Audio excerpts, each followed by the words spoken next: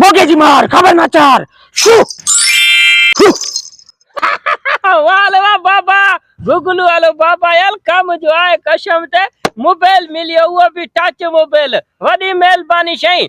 हाले गली फीसा फीस ना है बच्चा हाणे निकरा नारी कर बे गरीब खे चंडे फायदो वठण देन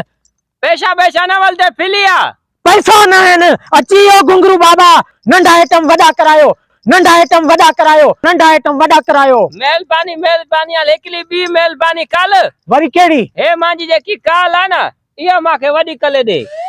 अरे बच्चा एक दी में एक आइटम वडो थींदो आ हे वरी सुबाने खणी अच जाई इए नकल बाबा मेहरबानी कल देश में पंध घुमदो दा माके जंगन में शूल पई जिया मेहरबानी कल तो जी गली कलम आता तो शुकालो दी ने वडी थी वेंदी मांजो भलो थी वेंदो ना जिद न कर बच्चा बाबे जी करामत भी नहीं दे इए नकल याल मेहरबानी कल देश में जोल भी दियाई तो बस मां चवाई तो ता उठी निकिर किन्ना कलामात खत्म थी जाई हां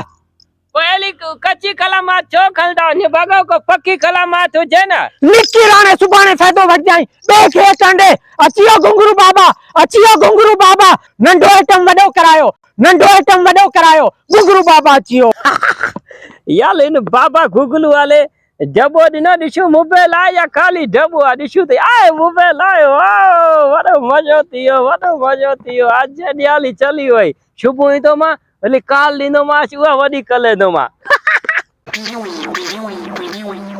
यार कारे पंध काथी वदा मोटल पेट्रोल पंप सोलो है तो तेल विजाऊं पेट्रोल कौन दस पेट्रोल पंप 100 किलोमीटर पलिया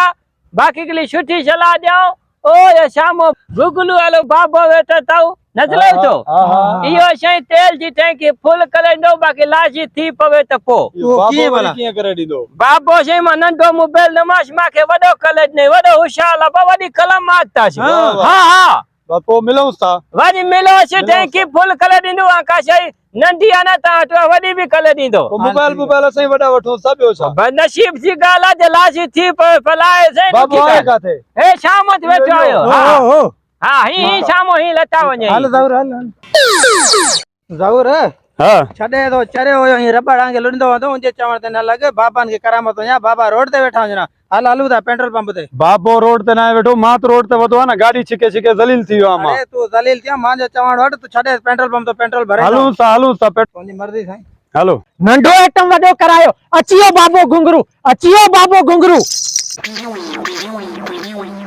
क्या तकलीफ आ केड़ो आइटम वडो कराणो आ गाड़ी में पेट्रोल ना है छिके मरी आऊं सुबह को थी पंध वदाऊं रोड ते अच्छा ते या गाला बाबा घुंगरू जे हुंदे तमा फिकिर ना कयो बाबा मा के थेलो वडो करणो कपड़ा घाटी ना अच्छा तो पेटी जी जरूरत आ तोखे जी तोखे छा खपे छा करे सको ता बियो नंढो आइटम वडो करायो ए पर्स वडो थी वेंदो हां थी वेंदो वडो थी वेंदो बेशक अरे आए बाबा हिन थेले में विझा वञो मोबाइल ही वडा करे दीनो जा हां मोबाइल ताई फोन करे बिल्कुल आईफोन है न्यू थी वेंदो हां ए वठ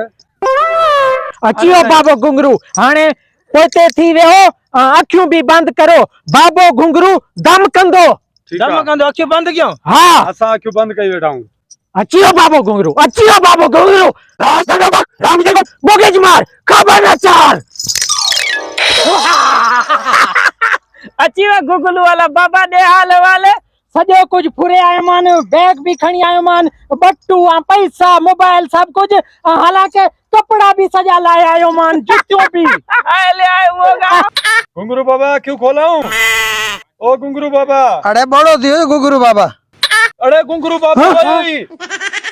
तो के जमा चा पे ना हाल ओरे पेट्रोल भरे ने पागा के केड़ी खबर यो खल लाए कपड़ा लाए छरी हाने मां के घरो खला मिलदा आयो रे मां